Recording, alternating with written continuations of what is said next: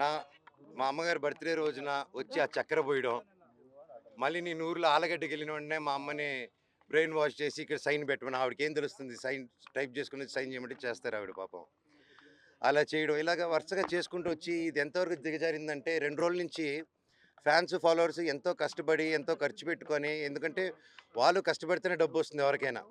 వాళ్ళందరూ అభిమానంతో అంత ఖర్చు పెట్టుకొని ఇక్కడ మా ఫొటోసు, మా లోకల్ లీడర్స్ ఫొటోసు అందరిది పెట్టుకొని వెల్కమ్ స్వాగతం చెప్తూ విషెస్ చెప్తుంటే, వాళ్ళందరిది ఫస్ట్ రోజు రాత్రి 12వ తారీఖు 13వ రోజు రాత్రి పొద్దున చెప్పారు, అన్న ఇలా జరుగుతున్నానంటే సరేరా గొడవ పెట్టుకోకండి, మన ఊరే కదా, పండగ పూటరా, అందరూ సంతోషంగా ఉండను. మళ్ళీ నెక్స్ట్ రోజు వచ్చి మేము వస్తున్నామని తెలియగానే మళ్ళీ హోర్డింగ్లు వేశారు. మళ్ళీ ఈరోజు పొద్దున ఒక ట్రాక్టర్ పెట్టుకొని నాకు వీడియోలు చూపించారు, షాక్ అయ్యాను నేను.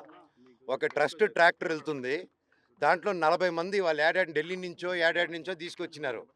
ఒక్కొక్కడు ఉన్నాడు అలాగా, కాకపోతే చూడంగానే భలే పెరుగుతున్నారు. ఎందుకు ఢిల్లీ నుంచి అంత బాడీలు వేసుకొచ్చారో, నన్ను చూడంగానే ఎందుకు అలా పారిపోయారో అర్థం కాలేదు. కాకపోతే నేను ఏ గొడవకు రాలేదు. ఆ రోడ్ల మీద చూస్తే మీరు పోలీసు లాఠీల్ని రౌడీలు పట్టుకొని తిరుగుతున్నారు. కోర్టు ఆర్డర్ వచ్చింది బౌన్సర్స్ ఉండకూడదని చెప్పి. క్యాంపస్ సెక్యూరిటీ ఉంటే ఓకే, క్యాంపస్లో ఆర్మీ ఆఫీసర్స్ ఉన్నారు, గొప్ప గొప్ప సెక్యూరిటీ సిబ్బంది ఉంది, వాళ్ళందరికీ రెస్పెక్ట్ నాది. కాకపోతే వీళ్ళెవరో బయట నుంచి రౌడీలు తీసుకొచ్చేసి కేవలం నేను సిఐ గారి మాట, ఎస్ఐ గారి మాట, డిఎస్పీ గారి మాట, పోలీస్ సిబ్బంది మాట వినే నేను ఈరోజు వెనక తిరిగి వెళ్తున్నాను మర్యాదతో. అంతేగాని ఆ బౌన్సర్స్ని రౌడీల్ని రమ్మనని నేను ఒక్కడి చాలు వాళ్ళందరికీ. అర్థమైందా అండి? సో నాకు ఏ గొడవకు రావట్లేదు, ఏ దీనికి రావట్లేదు. నేను నెక్స్ట్ స్టెప్ కారు ఎక్కి పోలీస్ స్టేషన్కి వెళ్తున్నానండి.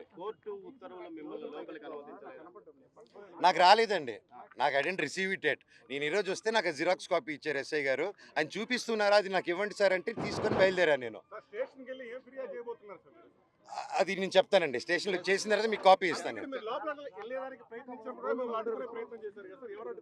వాళ్ళందరూ ఎవరైతే మీ కెమెరాలో క్యాప్చర్ చేశారో మీరు దయచేసి వాళ్ళు ఎవరు ఇప్పుడు గోడ నుంచి కూడా దూకారు వాళ్ళు రౌడీలు. దూకి ఇప్పుడు మీరందరూ ఉన్నారని లాఠీలు మీరు చూసారు కదా, లాఠీలలాగా వాళ్ళు ఎవరో తెలియదు. ఇందాక ముని గారు ఉన్నారు, నేను హగ్గిచ్చి ఇద్దరు ముగ్గురు అన్నానా, సురేంద్ర, ముని, ఈ పాతోళ్ళందరూ ఓకే మాకు తెలుసు. నేను పాతోళ్ళు చెప్పినా ఆగిపోతా నేను.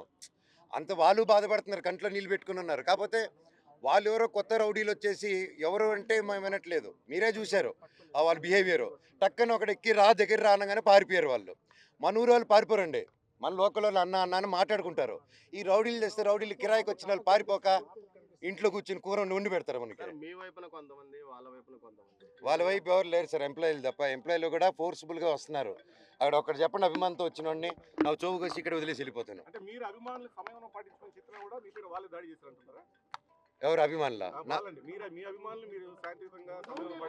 అవును, వాళ్ళ అభిమానులు కాదండి, వాళ్ళు బౌన్సర్స్. వాళ్ళు ఎక్కడి నుంచో నార్త్ నుంచి తెచ్చుకున్నారు. మీరు వెళ్ళి తెలుగులో మాట్లాడండి, అతనితో తెలుస్తుంది మీకు. చంద్రగిరి పోలీస్ స్టేషన్ అదే అండి, నేను డిసైడ్ చేసుకుంటా. 2 ఫోన్ కాల్స్ చేసుకొని స్టేషన్కి వెళ్ళాలా లేదా డిఎస్పీ గారిని కలవాలా ఒకసారి మేము మాట్లాడుకొని డిసైడ్ చేసుకొని మేము చేస్తామండి. నేను ఇక్కడే ఉంటాను, ఉంటానండి. 2-3 డేస్ ఉంటాను, ఉండి నేను చూసుకుంటాను. Thank you.